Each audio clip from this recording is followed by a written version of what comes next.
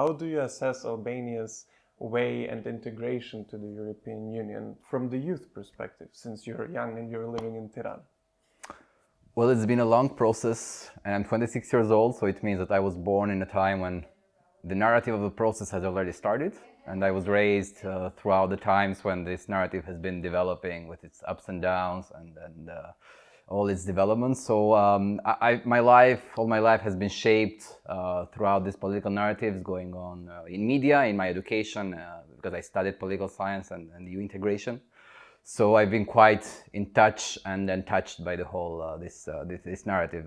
How I would see the process, it's taking longer than whatever dreamer would have expected. So it's been now 20 years from the Thessaloniki Summit, when a concrete, let's say, promise was made to have this process done for all the Western Balkans, including Albania. But 20 years after, we're stuck in the middle of the process, let's say. And from the youth perspective, as I said, the whole public debate and all policy-making process in Albania are usually shaped by this European Union standards, criteria, and political demands. And that's why we do reforms, and that's why we, let's say, justify steps we take and the policies we undertake. So from a youth side, I think I like the vision. I like the criteria it's set, because the process is based also on criteria, not only on a political vision. But on the other side, as a young person, I'm also quite impatient, which also means that I'm starting to become more realistic on the whole ending date of the process and not expecting it to be anytime soon. So in a few words, that would be it, I'd say.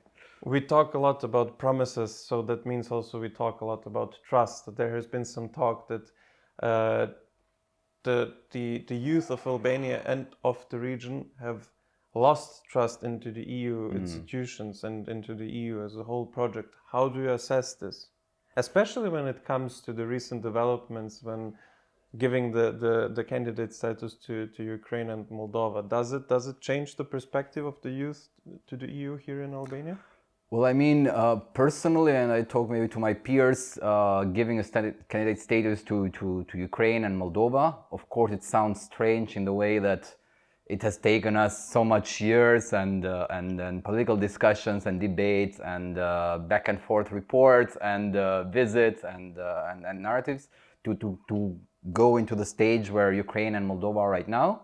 But on the other side, it doesn't mean that it's bad to us. It just means that well, we have a companion in all this long-term process, so we won't feel alone. That would be a humoristic way of looking at it. So to be a bit more let's say, optimistic in the end. But on the other side, I don't consider Ukraine and Moldova being anytime soon members of it, which is also as the same way I don't consider Albania and the Western Balkans being anytime soon members of the Union per se.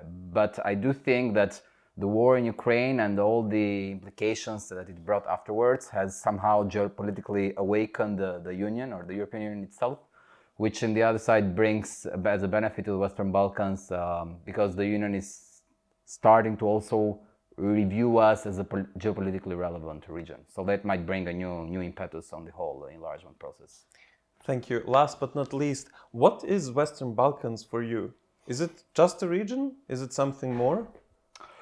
Well, for me, when I was younger and didn't get to experience a lot traveling in the region, it sounded just as a political concept, which on the other side makes no sense because what would we call then an Eastern Balkans or which should be the contrary to the Western one.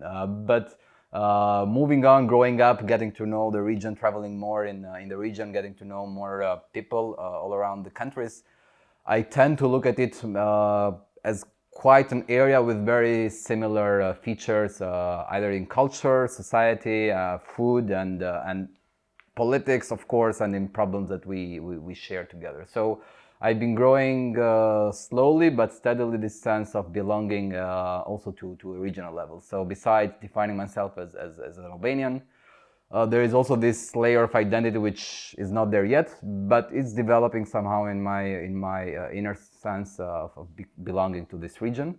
And of course, there comes the other layer of belonging to a wider European level of identity. So. Thanks a lot. Thanks a lot to you.